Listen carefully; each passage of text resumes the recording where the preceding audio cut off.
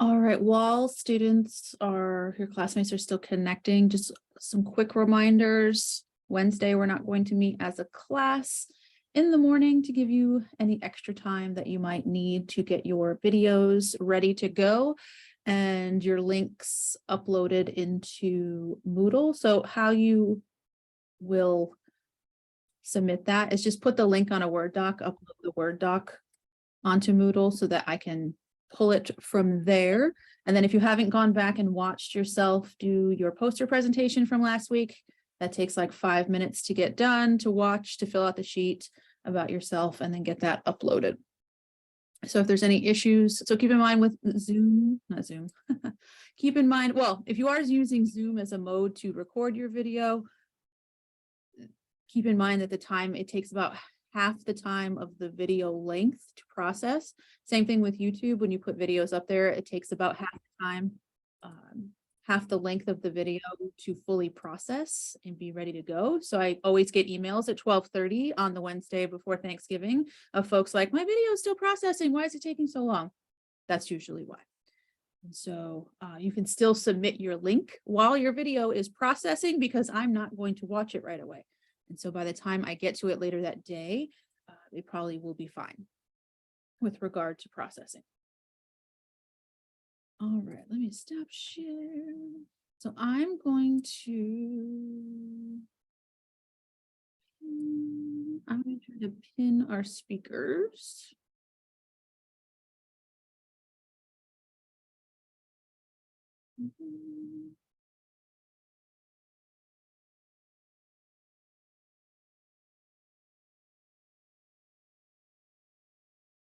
There we go. Okay.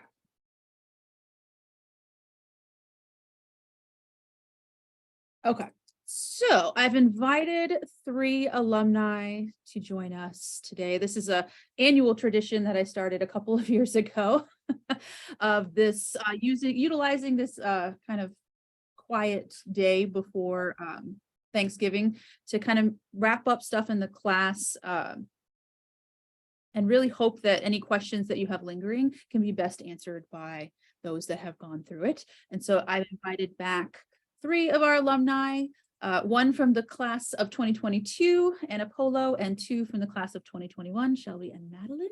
And so I'm just going to go around and let them introduce themselves real quick, and then I'll just kind of lead it through a little Q&A with them to tell you about their experiences, and then we will go into your questions for them. So I will let Madeline kick it off, a little intro to you.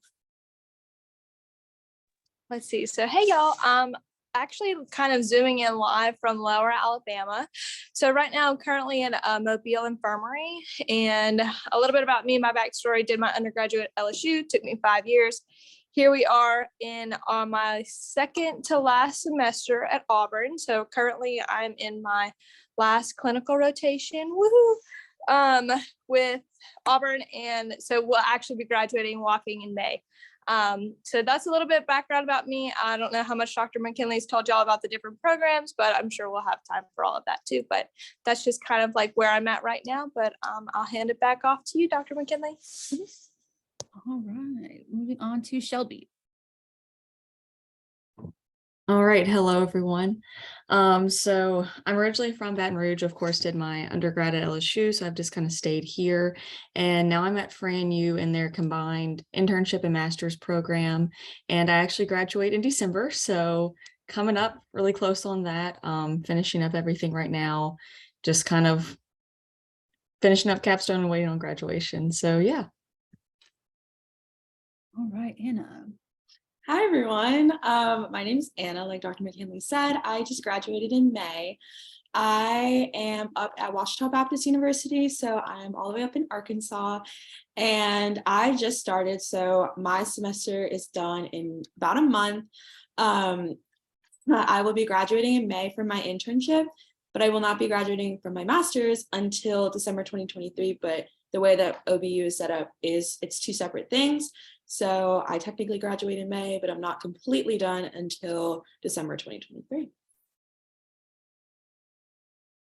All right, so I'm going to ask all of you the same question, and we can kind of take it to whoever's comfortable answering first, but I definitely want you to tell the class about your experience going through the application process, which I know is a little different for all of you, and kind of what some of the things that you were really making sure that you were prepared for that process.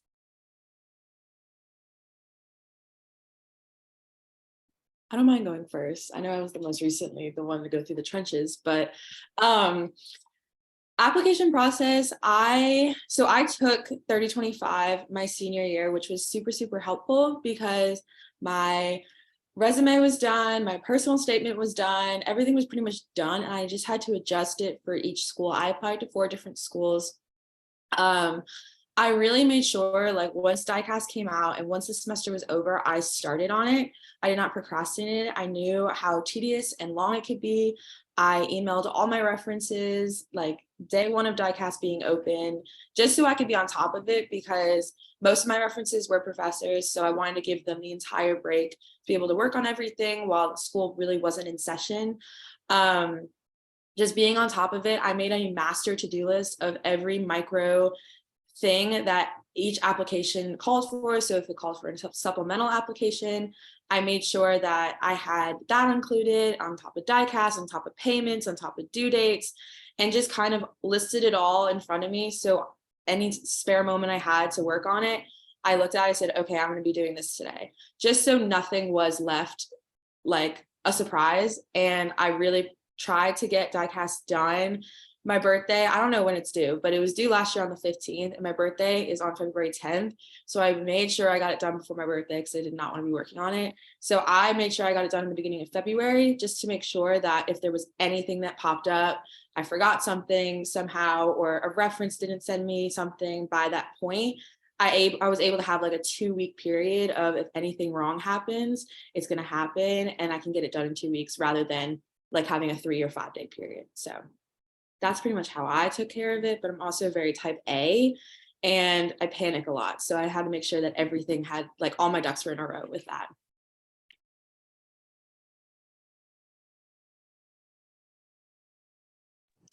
I can go next because I am the exact opposite. I'm also type A, but I did not have anything prepared. So for my journey, I kind of decided to pass on the whole internship experience initially. By the time that DICOS was coming around, applications were due, and I just kind of skipped out on it. I was part of the class where everything for my last semester was all virtual. So I decided to live back with my parents just while the time, like, the world was kind of resettling.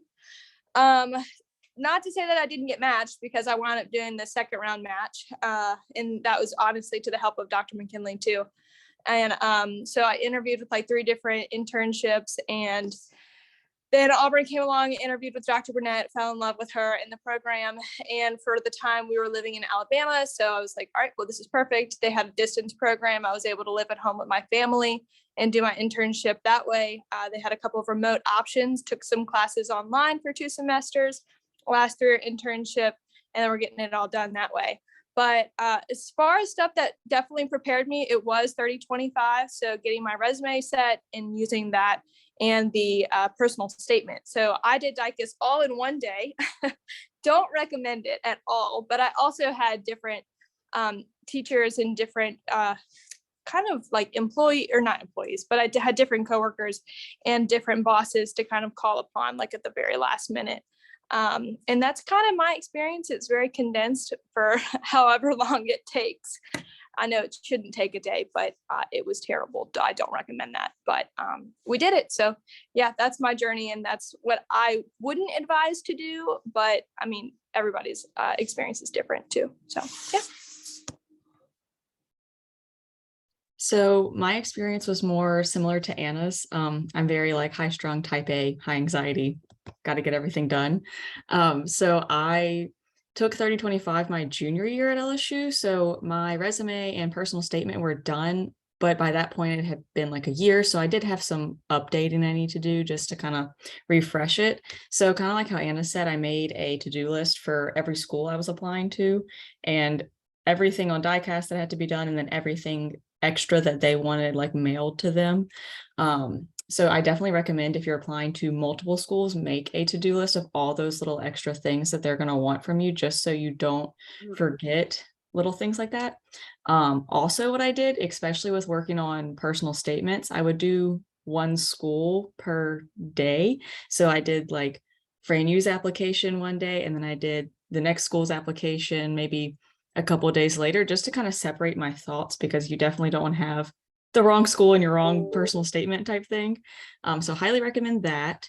And I kind of did the same thing with Anna too. Like I set up my own due date for diecast, so I wanted to submit it a couple weeks early. So I tried to submit like the first week of February, I think. Same with like I had to mail some checks for like application fees, and I didn't want those late. So definitely getting those in the mail like into December, beginning of February, things like that. So yeah, definitely if you have time during Christmas break while you're kind of between semesters, maybe if you're working and have like an off day or an off evening, work on it, here and there as soon as you can, just to kind of make it less stressful when the semester starts. All right, so all three of you are managing the master's coursework with your internship in different ways. And so this, our seniors in this class, they're their first class to, they have no choice but to pursue the master's. And so a lot of them are a little stressed about that. So if you could each talk about how that works in your program and how you are managing that week to week, or how you have managed that throughout the duration of the program. Any details you want to include in that as far as the type of coursework, how hard you would say it is, how different it is from undergrad, anything like that would be great. Yeah, so like Dr. McKinley said, it was optional for our class to do it. Everyone in my cohort though is doing the master's just because of the people that will be underneath us, and we just think it's just better to have in our toolbox. So the master's at OBU is just a master's of nutrition. It's pretty generic. It's not anything crazy. One thing that I wish that I was able to do was a different type of master's. So like a master's in public health, master's in healthcare administration, master's in counseling, just to kind of have more, just kind of build like my resume and kind of have like a supplemental to what I already know with nutrition. But my classes, how they're set up is each semester we have 2 classes per semester. So there's 2 8-week master's classes. They're online for us because we are in our rotations Tuesday through Friday, but we are in school in class on Monday, and we're doing a bunch of other different things. So there really was no time to kind of have us all in there every single day. So it is online. I will say it is something that you need to prioritize. Your time is going to be so like, you're going to have to plan like every single moment of your day when you're in an internship, because you could be traveling to a different rotation and it may be like 30 minutes from your house, and you may be spending extra time there, and it's kind of up in the air on like when you would actually leave, because each preceptor is different. Some let you leave like right when you're supposed to leave, some are like, oh, can you stay and do this? So you really have to plan your time out well. I would say that it's definitely a lot different than undergrad because you're doing a lot more discussion based work. You're not really doing any tests. You're doing a lot of projects, you're doing a lot of case studies. You're really just diving deeper into the knowledge that you already know, that you've already gotten from undergrad. For example, this semester, I've already taken community nutrition. I'm now working on nutrition counseling, 2 classes that LSU has, and you need to take in order to graduate. So I found that I have a great background from what Dr. McKinley taught me and what Ms. Brandy taught me, but now I'm just diving deeper into it, and I'm doing more simulations, and I'm doing more realistic, like, what am I going to do with this? Like applying that information that we know. So it's definitely a lot harder. I mean, there's weeks that I have 150 pages of reading. So it's really, you really have to prioritize your time and like make sure that, you have your time for your internship, but then you also have to set time aside for your master's. And it's always 2 separate. Like I don't have time to do it in my rotation because I already have work for my rotation on top of the work that the preceptors already give me. So you really do have to prioritize is the biggest piece of advice I can give you. I will second that. Yeah, I literally have when I wake up to when I go to bed, like every single minute of the day is planned out. So as far as Auburn's master's classes go, we did the first 2 semesters of actual coursework. So what we took was macronutrients, vitamins, minerals, metabolism, stats, and research. So those were some pretty heavy classes in all honesty. And I didn't have a very strong understanding of metabolism in the first place. So my master's is nutrition as well. And I do, like Anna said too, I wish that it was a little bit more varied, because I think there are different aspects of like psychology that are also really implemental too in nutrition. And you see that a lot in practice too. But all that to say that those classes that Auburn has us take are very vital still too, to the research world and also in the RD exam. So that RD exam is what you learn in undergrad, point blank. There are tons of review classes that you can take too now. And that's kind of like the stage that I'm in, is just like prepping for that coursework as well and prepping for that exam. But as far as the master's classes go, I didn't have as much reading as you mentioned, Anna. I was like, we were not doing that. But what Auburn did was because I was a distance student, they filmed the in-person classes. They put them all on a Zoom basically link online, and you watched it whenever you had time, or / like you cut out the time to watch it. And then when we had to go take our exams, I went to a testing center. I had to register for a testing site with Coastal Community College, and they handed me 8 blank pieces of paper, and they said, draw the metabolism of XYZ. And I had never taken an exam like that before, but we did it. And that was very stressful, but that is like the caliber of the master's coursework and the exams that you're going to take. It's very like comprehension based. It's not so much like rote memorization. Yes, I did have to memorize like pathways and like methods and that kind of sense too, but it's like just pulling together everything that you learned. And then also too, like the personal and like the emotional side of things too. So this isn't just like, okay, A, B, C, D, 1 through whatever, like 8 to 5 on Monday through Friday anymore. Like this is like, you're actually talking to patients and you kind of want to build a rapport with them as well. So like the conversation, the personality aspect of that is huge, is also what I found. They don't really teach you that in school, but it is definitely applicable to the job as well. So that's kind of as far as like the master's management of stuff that I've experienced. And then as far as like the thesis work too, I haven't really crossed that bridge yet, but we're going to get there in January. So once my actual rotation time is over, because I don't have time to like, I'm here at 8 o'clock, I leave at 4. By the time I get home, I'm tired, hungry, trying to process the day. I'm not working on a thesis. So that's going to be pushed until after my actual hours are over. And that'll happen in the spring too. So with Auburn, like I kind of built in that schedule myself. So that helps that way. But just throwing a lot of information at you, but you can take it and run with it where you need to go. So I kind of have a mix of both Anna and Madeline's perspectives. Also, I forgot to mention when we talked about applications that FranU is doing a pre-select with LSU students. So if y'all choose to apply to FranU, your diecast will look completely different. I don't even know what they're doing if they're using diecast. So just keep that in mind.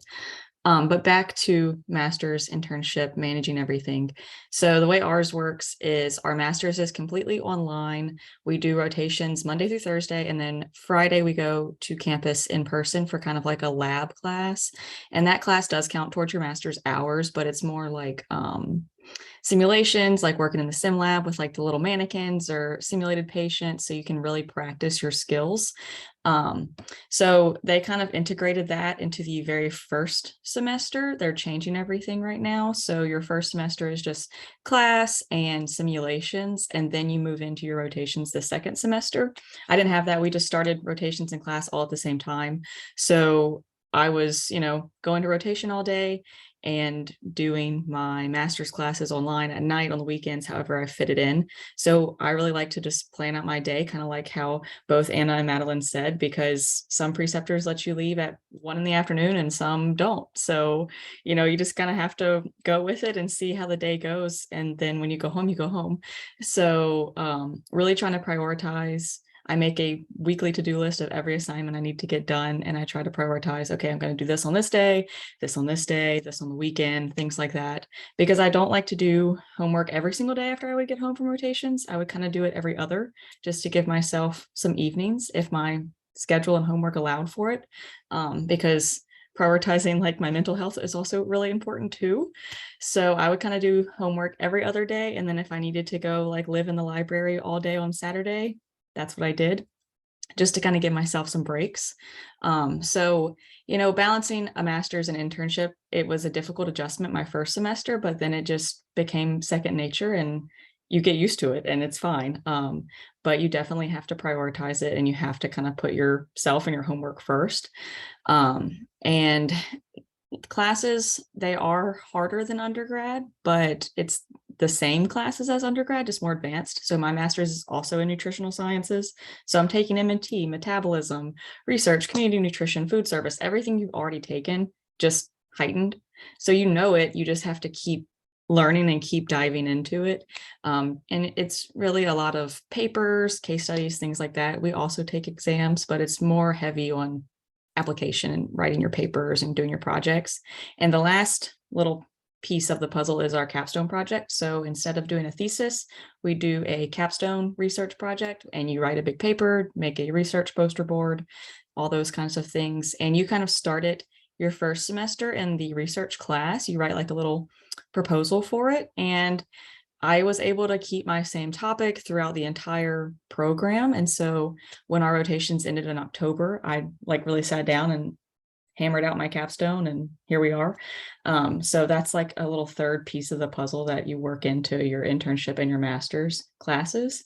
But it really only gets heavy towards the end. So you don't really have to focus on it too much while you're doing your regular rotations and your regular homework. So yeah, but it's totally doable. You just have to have good to-do list. All right. Can you talk a little bit about rotations? How have those been going? Where have you been going? The good, the bad, the lessons learned. If you could make some changes, what would they be? Things you're absolutely loving, that sort of stuff. Yeah. So pretty much how my director did it is she kind of randomly split the class up. So there's 12 of us. So 6 of us started in clinical, 6 of us started in food service, and then that will switch next semester.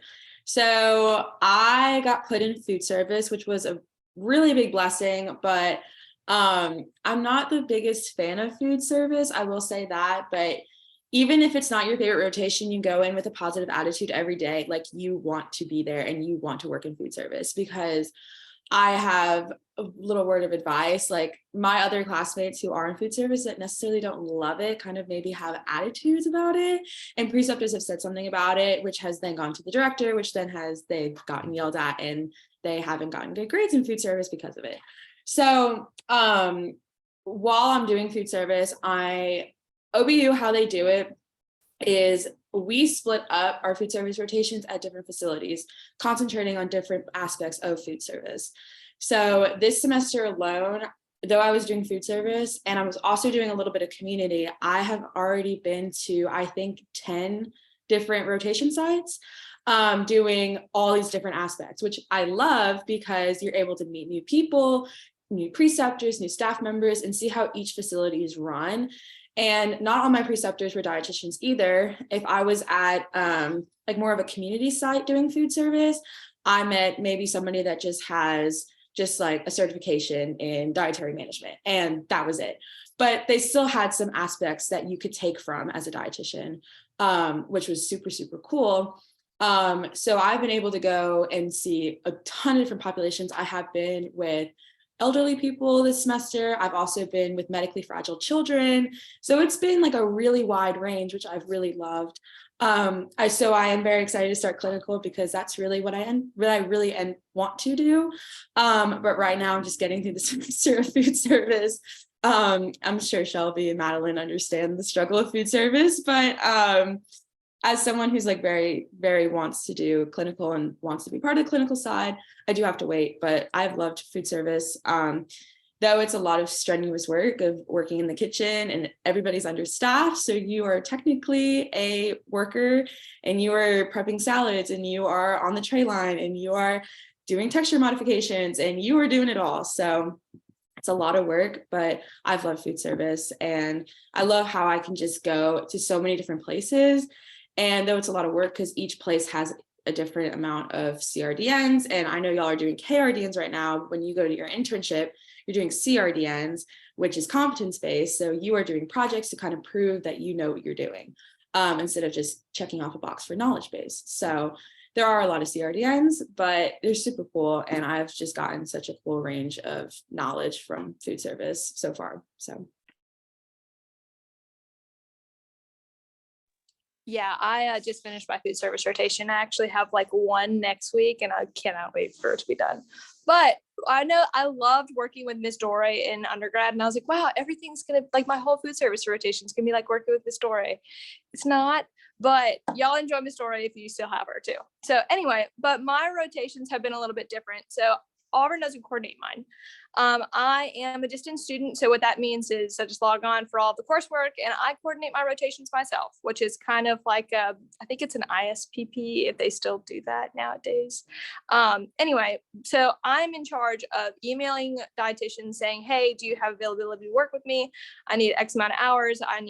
Auburn basically lays out what they want your rotations to look like. So you get like an hour requirement, you get like different domains have different hour minimums. So I am required to make those minimums basically. And so 1,000 hours is like the total supervised practice right now. Ascend dropped it down from 1,200. So I'm just hitting that minimum and we're moving on. But what that means too, so I had to coordinate food service, clinical, community, and I also had two kind of like specialty domains is what I kind of see it as. Long-term care and research. So long-term care is also, I guess it's also under the clinical domain too, but with the research, I got to work with artificial intelligence kind of company out of California. So I thought that was kind of cool. That's something new. And so you can kind of work in like food service, you can work in like different specialties that you want to really prioritize too. Like sports is another one too. That one's really popular as well. And then I know private practice, you can specialize in like eating disorders, so many other different options. So you just kind of like get to talk to people along the way. But I was in charge of coordinating all of those and then we're just kind of move on from there. But things that I learned are, so I don't get graded. I know Anna, you mentioned something about like, y'all get a grade on a food service rotation or like what community or clinical. We do not. So we just pass. And so it's a good thing because you're not like required to answer to an A, B, C, D grade. But also what that means is that I represent Auburn all the time. So when people see, like, I mean, literally my badge in the hospital says Auburn intern. So you're representing your university, you're representing your undergrad, and honestly, your professionalism for your career and for the profession is going to speak for itself. And that is something that I wish somebody would have told me along the way, but you kind of move on with it. And so that is a very big important thing when you're proving your work and showing what you can do in practice. And then the second thing I wish I would have known is that charting is very difficult. The computer charting on the clinical side of things is very, very weird, but you learn it as you go. And so a lot of it is just like about drinking from my fire hose is my experience, honestly, because it's so much information all the time. But you just move on and like you get little bits and pieces and then you can kind of run with it too. But that's kind of how my rotations have been. And and then we also have assignments too. So like Auburn has different food service assignments that we have to complete, and then I'll just use those as like guidance with my preceptors too. And then I did have different like case studies too for the different like diagnostic criteria. So that's just one other piece that they make sure that you have something to do when you walk into a rotation as well. But yeah, hopefully that answers some questions there too and gives you some more perspective. So my rotations are set up by Fran Yu, one of our faculty members, puts all of us in an Excel sheet and tells us exactly where we're going for the entire semester. Our rotations, we have a lot going on. So our clinical and food service are only 4 weeks. So you're only at the hospital for a month for clinical and then back at the hospital for a month for food service. And then we have little 2-weekers or 1-weekers throughout the rest of the time. So my first semester was very community focused. I went to the ag center. I did Go Get Healthy, Eat Fit, some things like that, like WIC, places like that.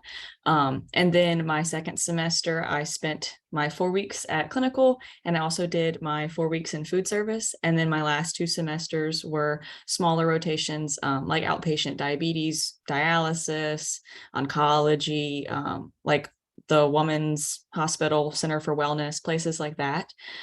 So I've gotten to see a ton of different places, especially in Baton Rouge, because I'm kind of centered here. We also have locations in Lafayette too, but I stay in Baton Rouge for the most part.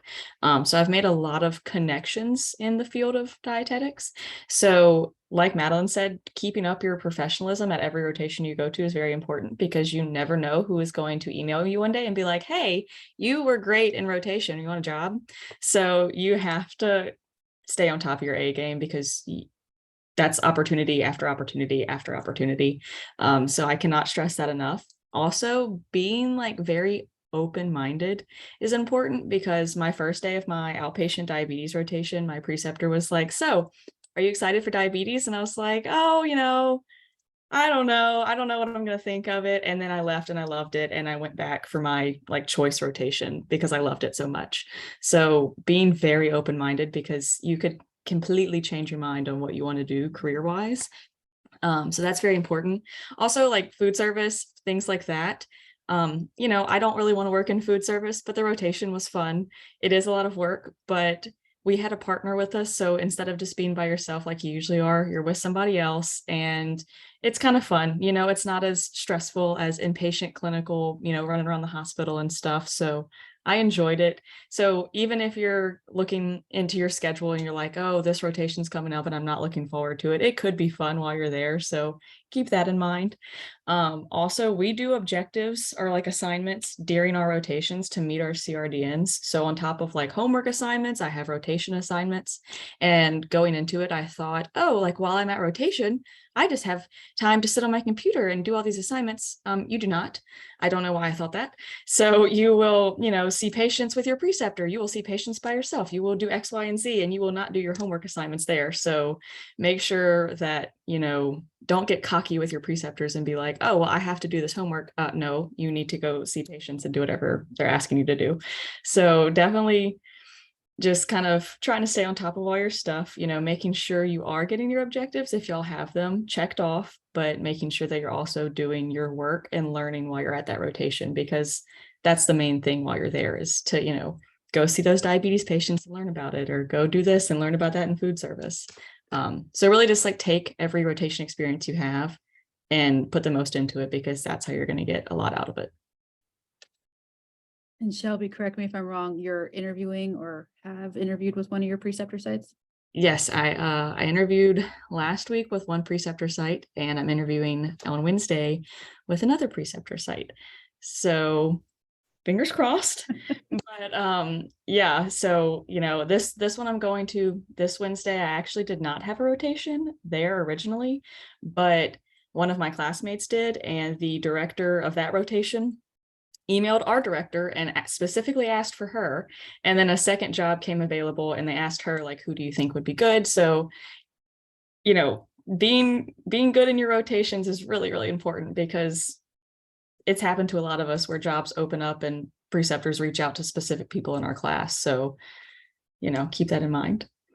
And play nice with your classmates. You never know. Yes, be friends. Do not hate each other.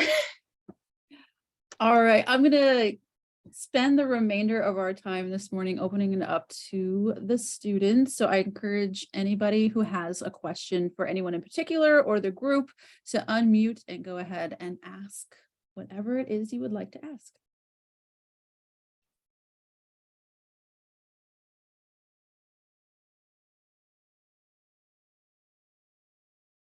I know you have questions. All right, Olivia. I have a question. I was just wondering what the I don't know how to word it, like the community aspect is with like your fellow classmates and stuff like that. As far as like I guess specifically adjusting to a new city and just wondering what that's like an internship. Yeah, I completely moved. So I'm originally from New Jersey, then I moved from New Jersey to Louisiana, and then I went to Louisiana to Arkansas. So I moved to a new city. I didn't know anybody. I didn't have any family around. So it was a very hard transition. I will not lie, but it was a very good transition. And the more independent you become when you do move and you go do these things, it's very empowering to kind of see yourself being like, oh yeah, like I can so do this and I can so make friends and like create a life in your new city that you're working in. I will say that with my cohort specifically, because we are only in class on Mondays, I really don't see them until the next Monday. It's just the way that our internship and master's is set up. So because we don't have in-person classes, besides Monday, I don't see anybody else. Sometimes, like Shelby said, sometimes you do get a partner when you do a food service rotation. So I have had that, but it has really just been my roommate because we are obviously living together. So my director kind of just puts us in food service rotations together. So the community aspect, it can go either way. Like Shelby said, like you want to be friends, like you have to be friends with your classmates. Some of my classmates are very, very competitive. We get ranked. I don't know why, but we get ranked. And so when we, after our first community 8-week master's class, like our rankings came out and everybody's like lying about like where they're ranked. And it was just like it's like a huge competition. I don't really like that about my class. But I just try to be nice to everybody because like Shelby said, like Dr. McKinley said, like you never know, like you want to be friends with your classmates because you obviously want to encourage everybody, but like they may have a job opportunity and you may think of somebody like, oh, wow, I know that blah, blah, blah is really good at this, but they were mean to me, so I'm not going to suggest it to them. So it can go either way. I have said, like, I will say, like, I have made friends outside of my dietetic internship, which has really helped with my mental health, because if I was just doing dietetics 24/7, 8 days a week, like I would have gone mental by this point because you're just working so hard on everything else that you kind of need like an outlet outside of your internship. So my outlet has really been with my church community that I've made in Little Rock. That are absolutely amazing. So I have community there. My class, they're kind of iffy. So it really depends. But when we first came in, we were all really great friends. And now it's a mess. But every program is different because every program has like, you know, you're in class the entire semester, you're not. So it's very like untypical from undergrad where you see the same people every single week, in my experience. But that's not everybody's experience. I can go. Yeah. So for as far as like the community aspect of stuff, I'm the only other little intern that I know sitting in Mobile, Alabama. Well, actually, that's a lie. There are other interns that are from UAB, but they kind of have priority because they like UAB has affiliation and contract company, or like they contract with the hospitals in different settings for nutrition here. But as far as being an Auburn intern, I am the only one. I have made a community of just kind of, it's so weird emailing people. Like you have to be intentional about your Zoom calls too. So it's kind of funny. But I mean, I do email all the time between my preceptors in Montgomery too, especially with Dr. Burnett. But then also too, there's different associations in the area too. So like there's an Eastern Shore Dietetics Association, and then there's also a Mobile East or like Dietetics Association. So you kind of get to meet some more people that way too. And that was actually posted online. I think that was like via Eat Right or something rather. So I kind of just stalked the Academy's website, and they do have some resources online for you too. So that's kind of how I built like a dietetics community. Then I have just like a personal community. I actually kept a part-time job. So you can keep a part-time job for your internship. I wish that was something would have told me, or somebody would have told me too. So I just worked like on one Saturday, like 3 weeks or like 3 weekends every month. And that just gives me some coin to, like I need some gas money, honestly. And then it also is just like a good mental break between school and like just personal life as well. So you'll like kind of bloom where you're planted too. And then you're just like intentional with your friendships. So that's my advice there. All right. So just to add like a smit, oh, sorry.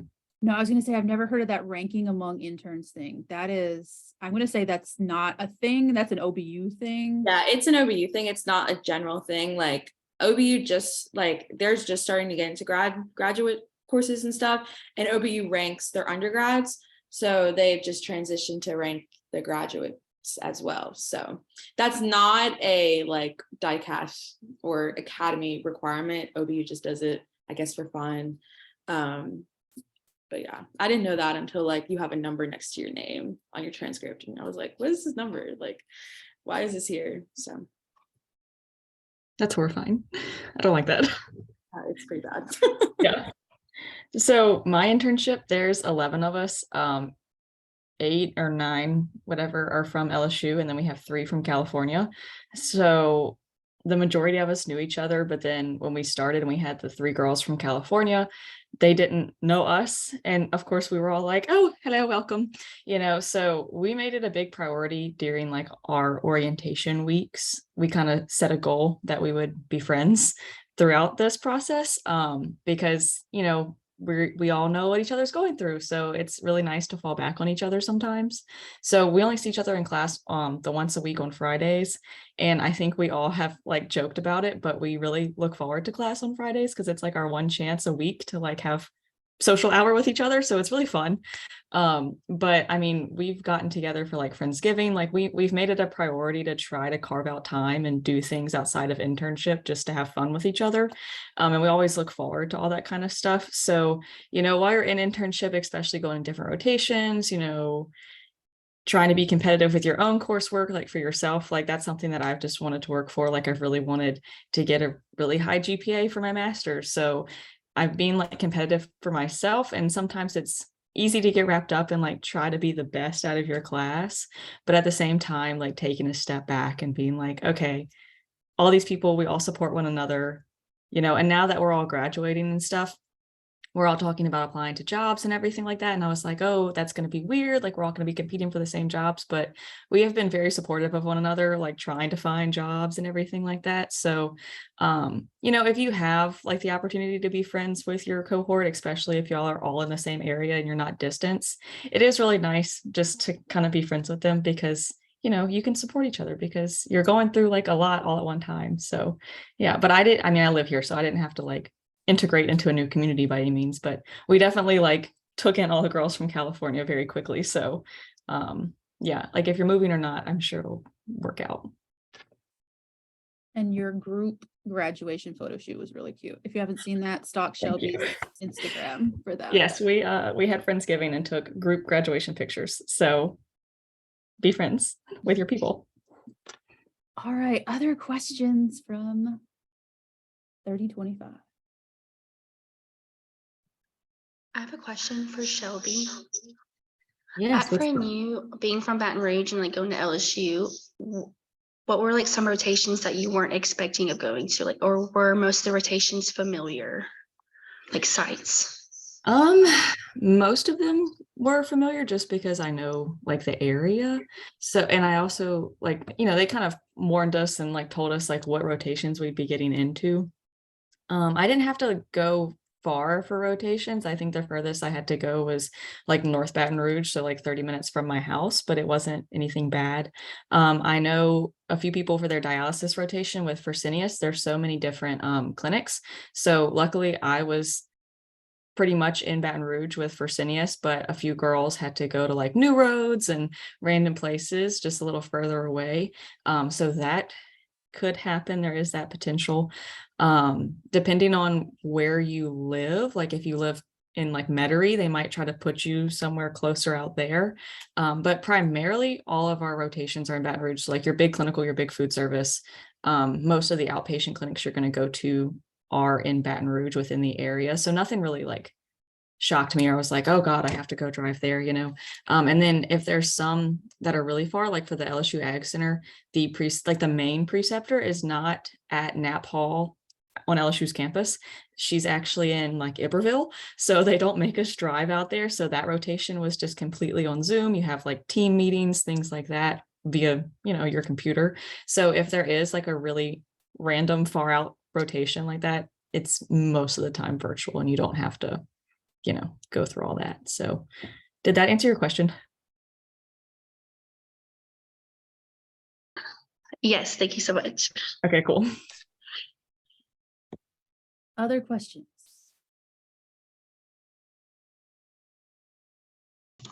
I have one. How do y'all find it working with preceptors? Because I know they have a lot of hands-on experience, but they might not necessarily be like great teachers, if that makes sense. Yeah, I can definitely say something about that. So I actually just ran into this last week. I had a 2-week rotation. It was food service and financial management and quality control. Our preceptor, the poor lady, like she has just been flooded with, she's so understaffed. So she's playing, like she's the clinical nutrition manager. So she's playing the role of the manager, but then also working as a dietitian because one of her dietitians left. And then she's also working as a food service director because they just left. So her hands are like really tied and our schedule is made out since August. So things have changed and you're going to run into situations where your preceptors really just cannot teach you. And it's kind of like, here you go, like kind of figure it out on your own. So when that does happen, and you're going to run into preceptors that you just maybe you're not going to get along with every single preceptor that you have. Everybody teaches differently. Everybody's personalities differently, and your personalities may clash, and that's okay. If it is a problem, like if a preceptor is, I don't want to say harassing, but if they're, maybe not the best teacher and they're making fun of you, or their preceptors are supposed to be very supportive with you in the entire process as you're there for as long as you are. So if that is a problem, like my director has always told us, like, contact me, like I will do something about it. Like, don't sit in misery for a week if they're saying things or they're not teaching you anything and they just tell you to go like in a corner and just go do some like mundane task. Like, you're there because my director always says, like, if that preceptor is gone, how are you as an intern going to be able to fill that role? And how are you as a dietitian going to do that role?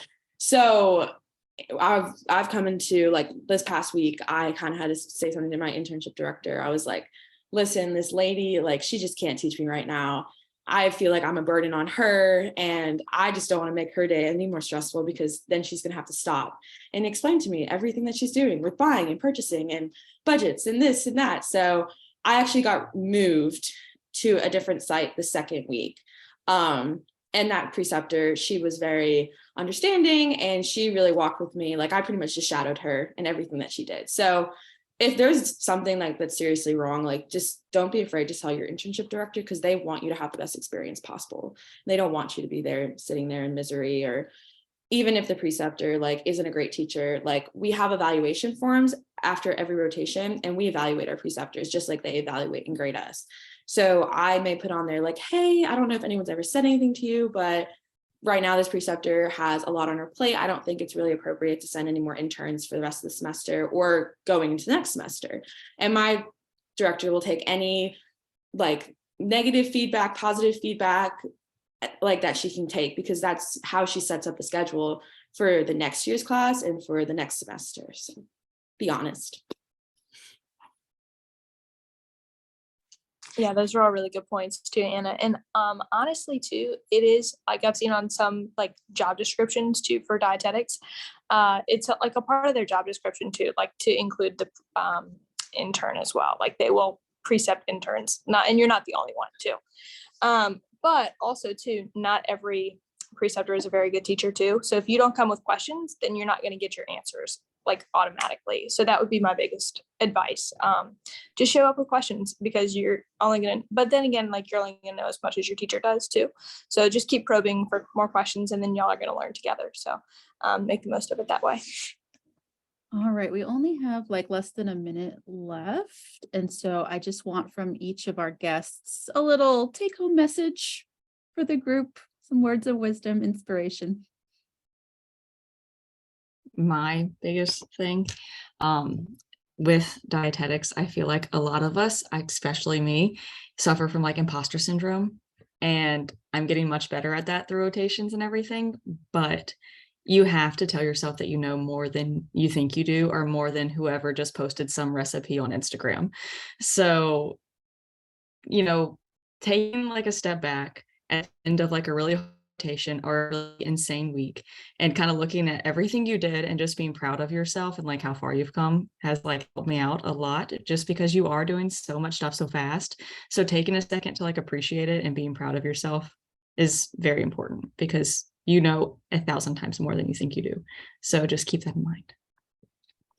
To kind of speak on Shelby, like, more than you do, but also like you're also not a dietitian. Like, you're still a student and you're learning and you're going to every rotation and you're a sponge. You're absorbing as much as you can, because one day that maybe will be you. And even though, I've said like, oh, food service, whatever, I may be working as a food service director for all I know. Like, God works in mysterious ways, and I may be doing something that I say right now, I swear up and down I'm not going to do. So having a positive attitude, understanding that you're still a student, you're going to make mistakes. These preceptors don't expect you to take over their job. Like, that's the point. Like, it's a learning relationship, and you're going to learn so much. And having an attitude, like, I'm going to come in here today and I'm going to learn this, this, this, and this. You're just going to walk out of the experience with so much more than just trying to prove that you're a know-it-all and prove that you know what you're doing, if you're still trying to like learn as a student. So my advice. Yeah, one of the quotes that actually carried me through undergrad and then like learning all of the master's classes were, if you don't go after what you want, you'll never have it. So you just got to keep on going. And then also strength is made the struggle. So it's a hard time, but the more you struggle, the stronger you get. So that's that. All right, perfect. Thank you for joining us today. If anyone has questions that they think of as they resonate on this information, send those questions to me. I can turn them over to our guests and they can email you individually if you would like some other things answered that we didn't get a chance to get to today. But I hope today was informative, kind of maybe helped relieve some fears, anxiety about things. I know we went a couple minutes over, but that's totally fine. But that's all for today. Don't forget that you have to do your DI video for this Wednesday. So don't forget to get that to me. Email me if you have questions, and I will see you all after Thanksgiving back in the classroom.